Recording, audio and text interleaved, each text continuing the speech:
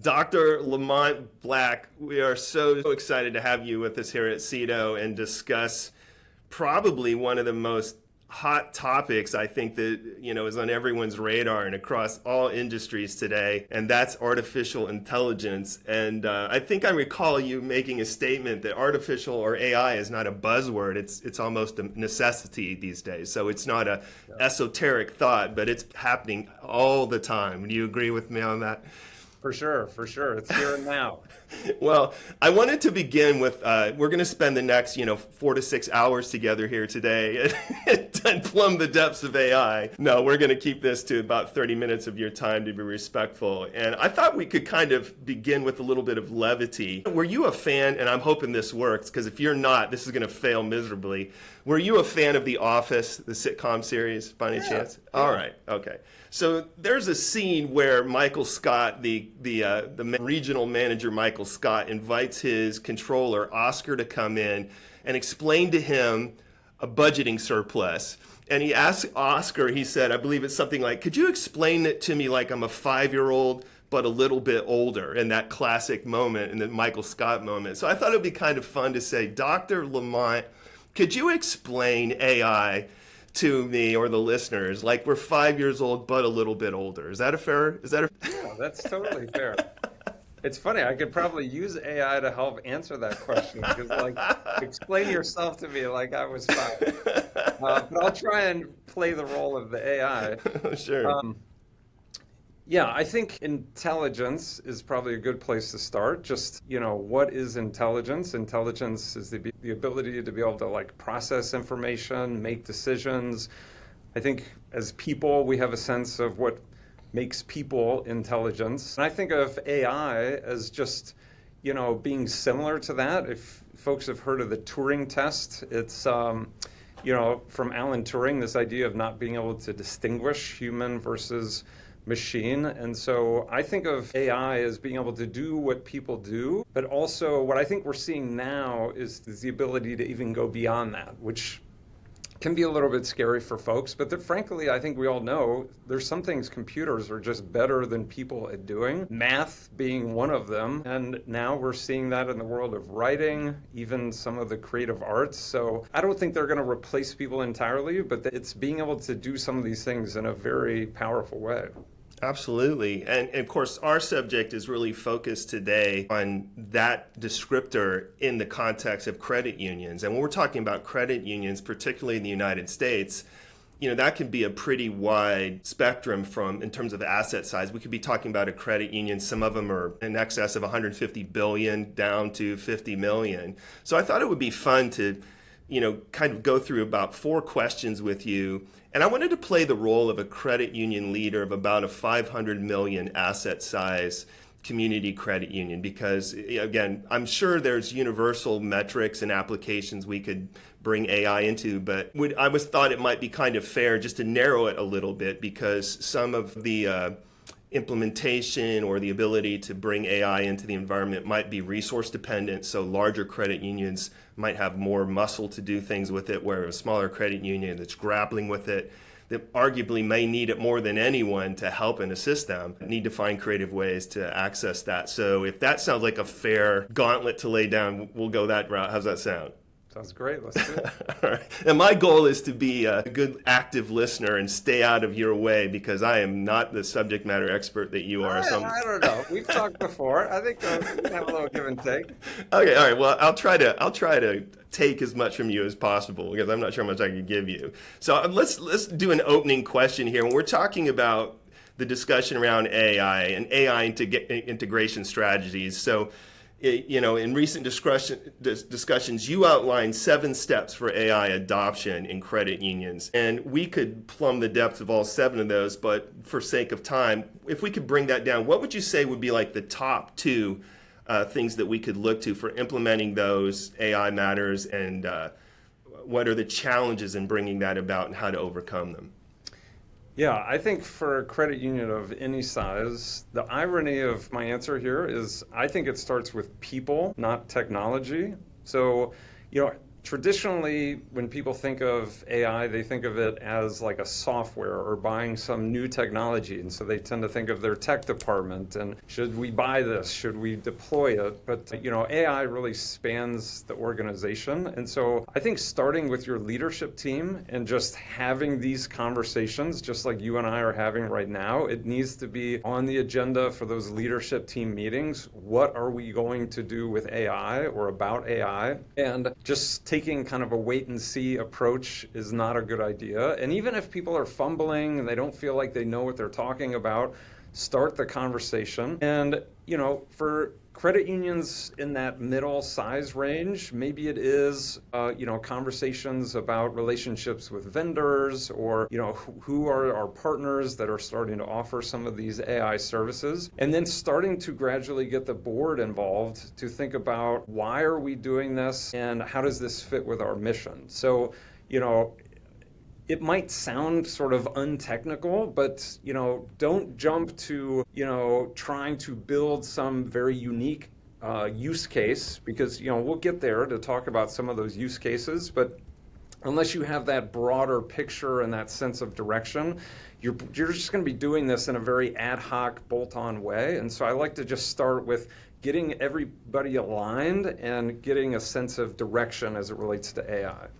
That's very insightful. And we talk about alignment. That is a trajectory that across, whether it's an AI discussion or a brand discussion or whatever, getting a company in agreement and kind of all rowing in the same direction is really what it comes down to. I have a thing on my whiteboard that says success doesn't require perfection. And what you said reminded me of something I heard in a recent podcast. I'm a consumer of a lot of AI podcasts, and one of the guests was talking about, getting started in AI. And he maybe oversimplified it, but to your point, if it's a human genesis of this process, it doesn't have to be perfectly scripted initially. You just have to start to get involved and then follow the course as your path becomes apparent. Is that a fair way of saying that? Yes. Yeah, and we'll get into this, I'm sure, but a lot of the newer forms of AI, generative AI in particular, it's very hands-on and user-friendly, and so you don't have to be a data scientist to use AI. You may not understand everything it's doing in the background, you probably won't, but everybody in the organization can at least get a feel for it, and that'll give them a better sense of what you can do with it. Yeah, and you're putting me in mind, I think one of the greatest things that jump-started my usage and understanding of AI was discovering just how dependent it was on me prompting it accurately, and it threw a good dose of common sense. If you just give it this wild, open-ended question or task, you're going to get a lot of crazy hallucinations of just a volume of content.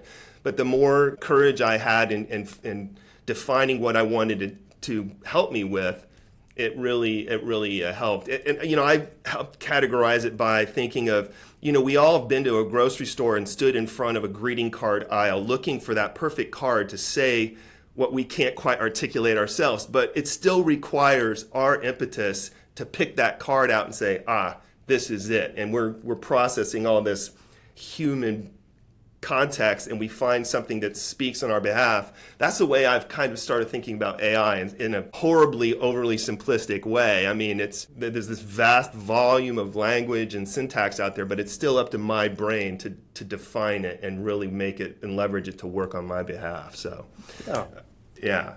One of the things as we're talking about, and move on to the next question. So, obviously you say the integration strategies, first, it starts with us as people driving it, coming into agreement, talking about it, moving forward into it. And when we're talking about credit unions, I think it's a fair assessment. And in our line of work at Ceto, we serve credit unions all across the nation. I think one of the preeminent things in the credit union ecosystem is their passion towards their membership. They care about their members so deeply and they guard that relationship as a sacred trust. So when we're talking about AI, talk to us a little bit about how that enhances the member experience in the credit union space.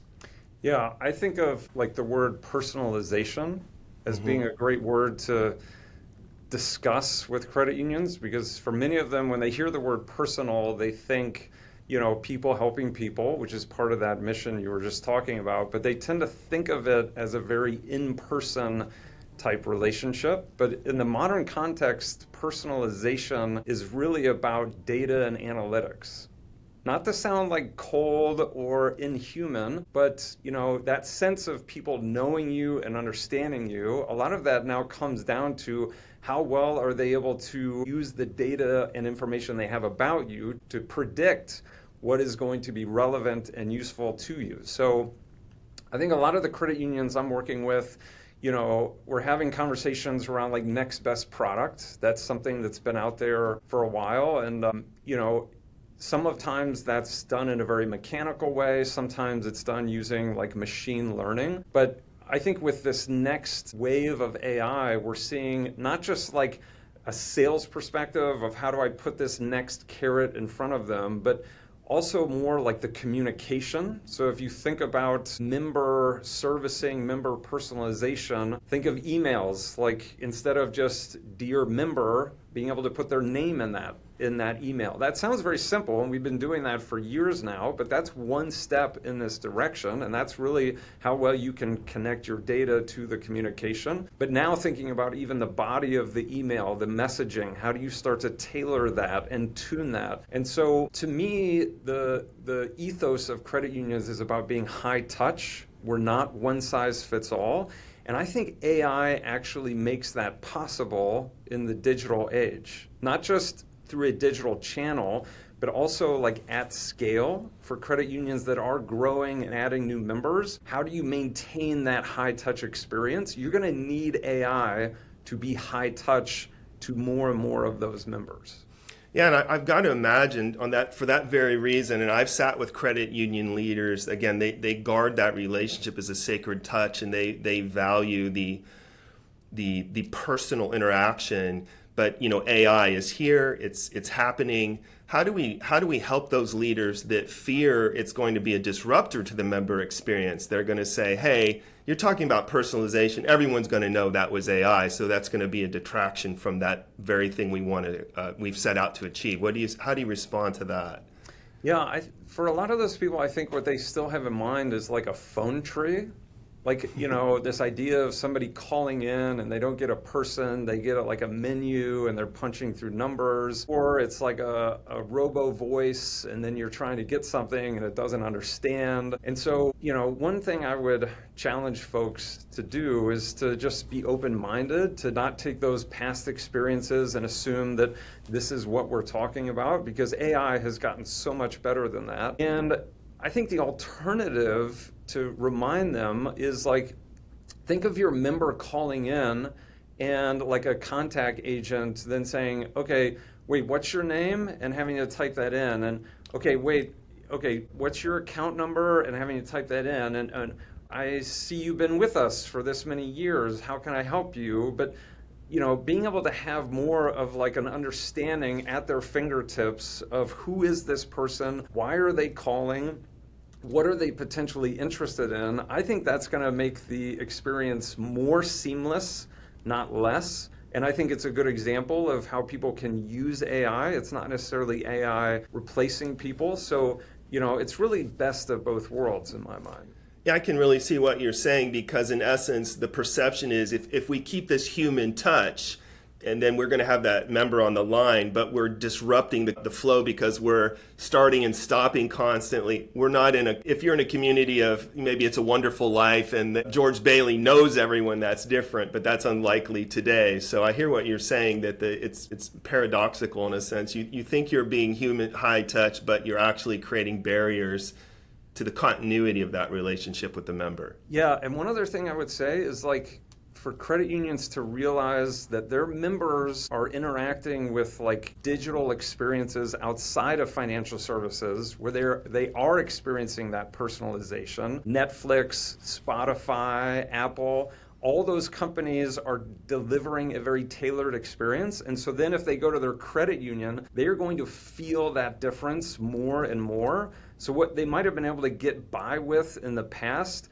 with younger generations and newer members, that disconnect, they're going to feel that even more intensely. Yeah, that's an excellent point, and it put me in mind of another thing I heard on the subject of the experience, and will AI be a barrier to that when we all know it's AI? But I think as we get farther down this path, the human acceptance and tolerance of interacting with it as it gets better and better will be more freeing than the frustration of having to battle through a live agent who maybe doesn't have the wherewithal to get you to your destination, where AI could really expedite that. Yes. I think a good example of that is like self-servicing.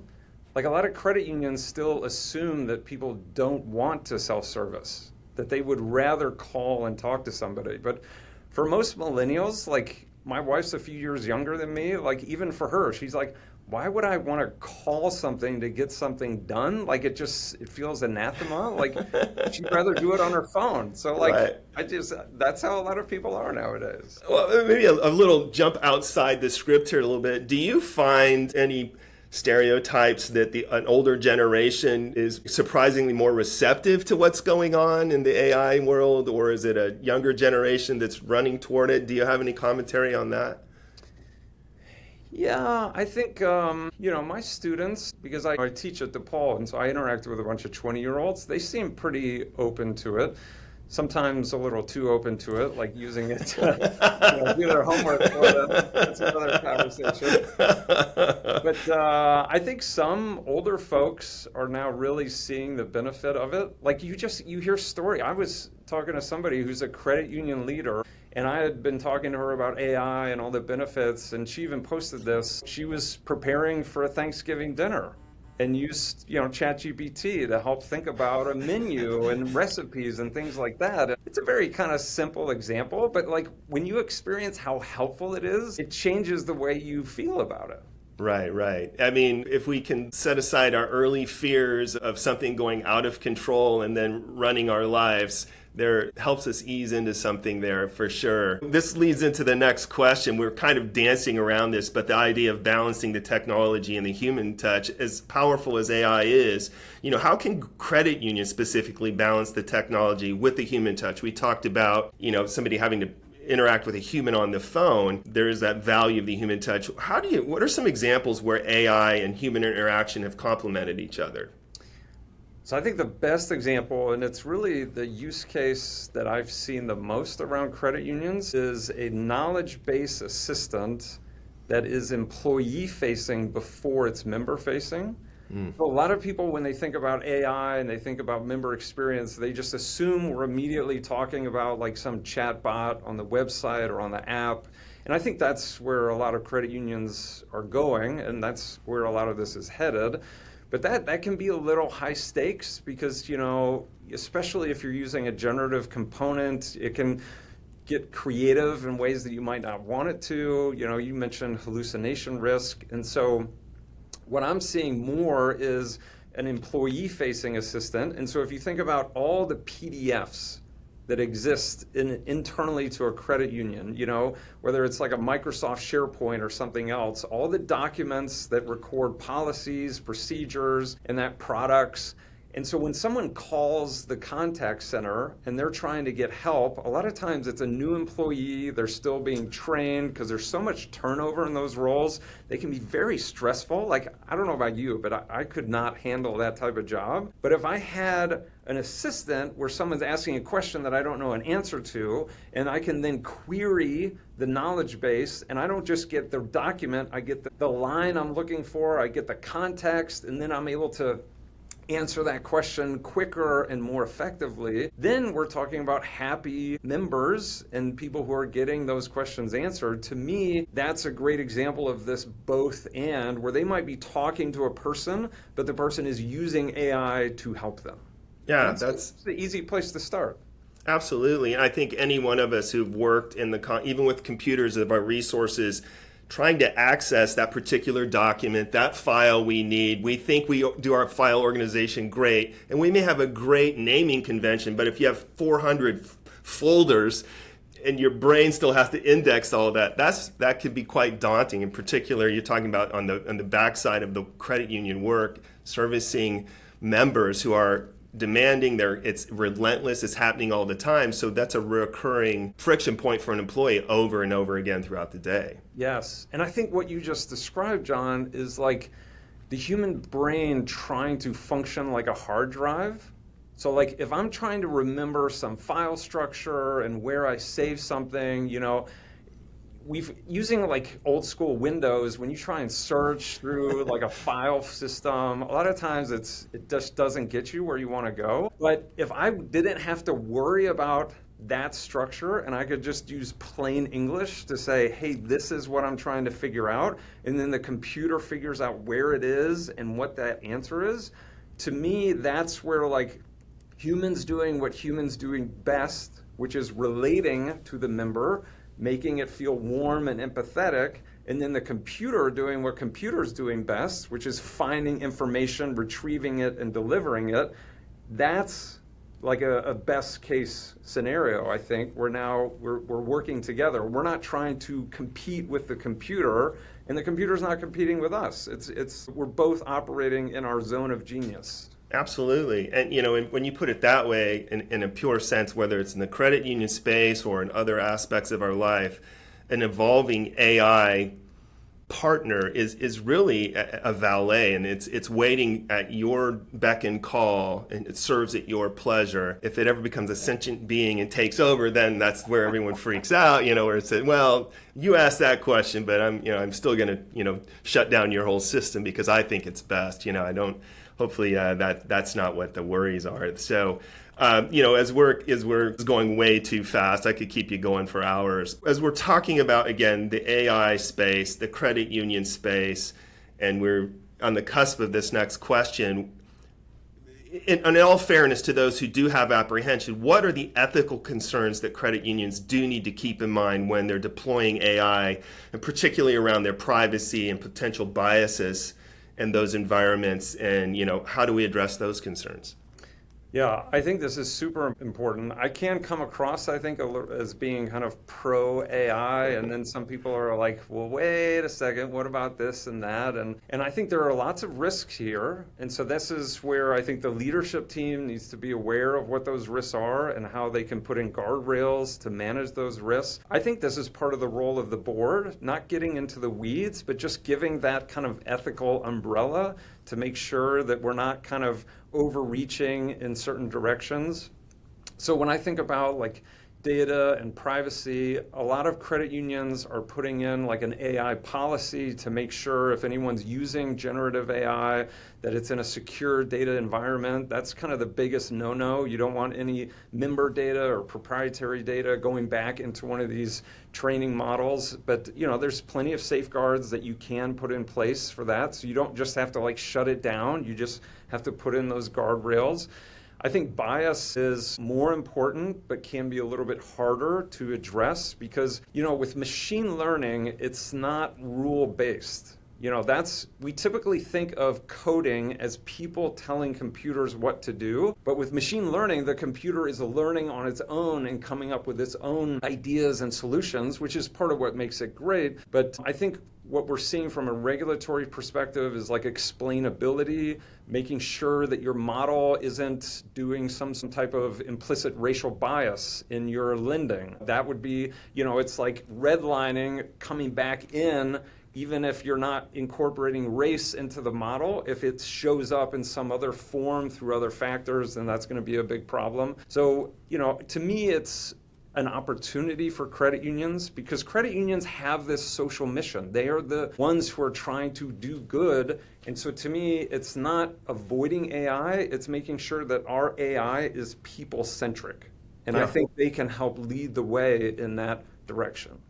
And to your point, when you're talking about the fear and the ethics of it and the propriety around AI, when we're marching down the path towards AI, I think it is important for us to understand how proprietary AI can be within an organization. It's not one-size-fits-all learning that's just going to come in and impose a bias because it trained on a model. But people, you articulated that it's not a binary thing. It's fluid. It's learning on its own. So it's really following your cues. So each credit union, and correct me if I'm wrong, has that opportunity to leverage AI in a proprietary way to fit their particular mission. Is that a fair way to say that? Yeah, 100%. Because I think a lot of people, when they hear AI now, they think ChatGPT, and just think of ChatGPT as like AI pointed at the internet, which is super useful, but most cases, what we're talking about with credit union applications is AI pointed internally at your data, so you can train it, you can use a retrieval model, so it's pulling your information to provide answers that are unique to your context. So yeah, there's a lot of ways where you can tailor this to your mission, but you've got to get started. So I think the overall message is, don't just wait for a vendor to sell it to you. Start practicing, start experimenting, and that's how you start the journey.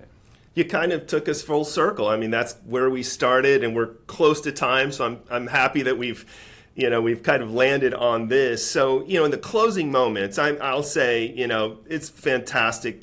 It's a fantastic discussion, and it's Star Trek-ish. It's amazing all at once, and it's so young. It's incredible what we're going to be seeing in the coming months. Literally, it's changing by the day.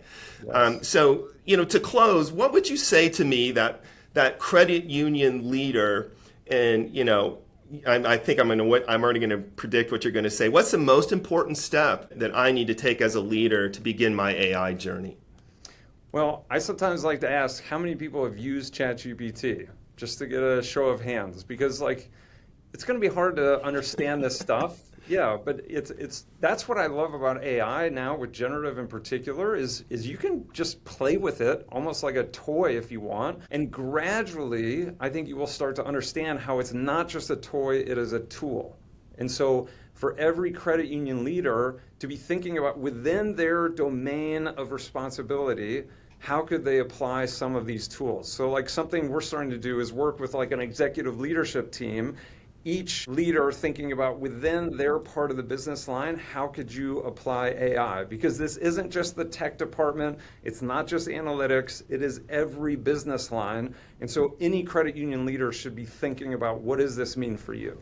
Excellent. One more question. So given what you've just said, what repository of information do I go to as a leader? I mean, you have access, probably back channels that are technical people feeding you things that some of us don't have access to, or articles we go out and read. Are there any recommendations that you could make for us to stay as current as possible in this evolving phenomenon we call AI? Yeah, so one of the hats I wear is I'm a fellow with the Filing Research Institute. My center is called the Credit Union of the Future. So if folks are filing members, there's a lot of resources, articles, podcasts, webinars that I've put out that are available through the filing site. If they're not, I would say I'm putting out content pretty regularly. So if they want to connect on LinkedIn, it's a great place to just continue the conversation. And like you said, it's changing every day. So it's just about just trying to follow along and see where it takes us. Well, Dr. Lamont Black, thank you. This has been fantastic. It's been fascinating, and we've just scratched the surface. But before I go, because you mentioned LinkedIn, I'm a follower of yours, and I've witnessed firsthand your insights that you offer. I was wondering if you could close us with an AI interpretive dance today. Could you do that? For those of you who don't know, there's something in the wild on LinkedIn where Dr. Lamont Black is doing an interpretive dance. A little pop and lock. Was that a bet that you lost to your students, or a reward to some work? So. I think so. Well, that's phenomenal. Well, Dr. Lamont Black, Happy New Year to you. We're thrilled to have you as a resource and a voice into this fascinating subject. And maybe if you have the tolerance, you would come back to talk with us again here in the future. I'm going to ask AI if that's a likelihood when we get done here, and I'll let you know what it comes back with. All right. I look forward to it. All right. Fantastic.